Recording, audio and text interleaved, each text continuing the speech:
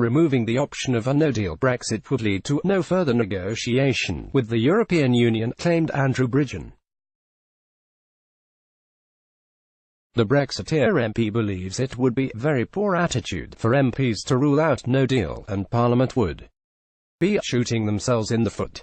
Mr. Bridgen told LBC, if they do then they are really rather stupid because it's only the threat of no deal that is keeping the EU even interested in negotiating.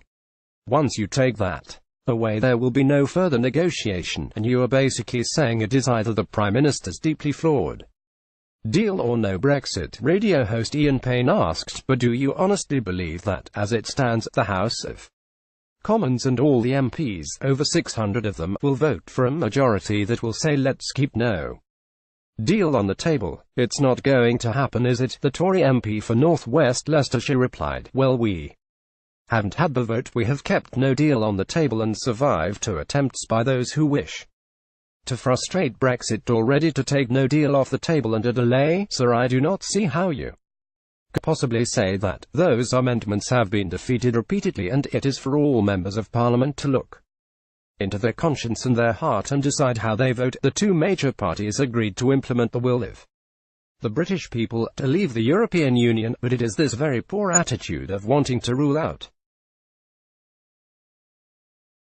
walks away without a deal that gives succor to the European Union and has given them succor throughout these negotiations.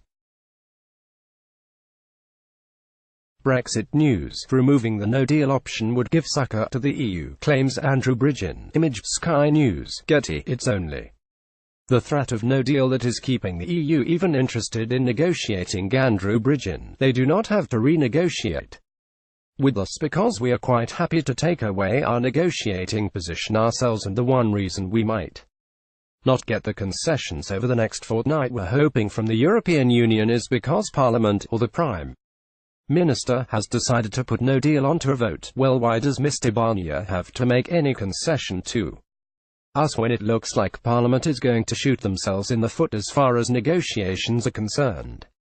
In a fortnight, wait and find out what happens there, and if we do not take no deal off the table, then he can give us concessions after that. The comments come as 8 lawyers, all members of the Eurosceptic European Research Group, are opening up to the possibility of backing an edited version of Theresa May's withdrawal agreement to avoid a no-deal Brexit, while Attorney General Geoffrey Cox is negotiating changes to the Northern Ireland backstop. The URG has let known which 3 aspects of the most sticking point of the Prime Minister's deal they want to be changed. During private talks held with Mr. Cox and in a document delivered to the government, the Brexiteers demanded a clearly worded, legally binding, treaty-level clause to escape the backstop.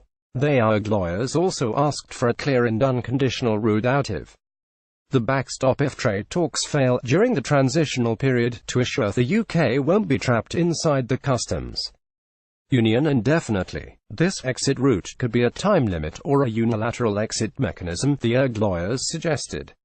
And they demanded the use of a language that must go beyond simply re-emphasizing, reinterpreting the temporary nature of the backstop, including a change to Mr. Cox's legal advice which said the backstop under the current terms would endure indefinitely. The lawyers didn't give any red lines on how Mr. Cox should achieve these changes, giving enough leeway to the Attorney General.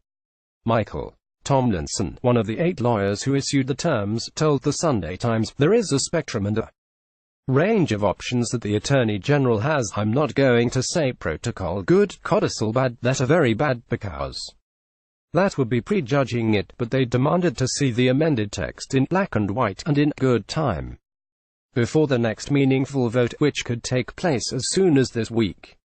Mr. Tomlinson added he expects to see the vast majority of members of the URG, including its leaders Jacob Rees-Mogg and Steve Baker, to back the edited withdrawal agreement if Mr. Cox succeeds in making these changes. This unexpected opening comes as Michel Barnier, the EU chief negotiator, said on Friday there had been no progress between Brussels and London. But he also said, in an interview to German newspaper Die Welt, the EU is ready to give more guarantees, confirmation, clarification that the backstop is only temporary.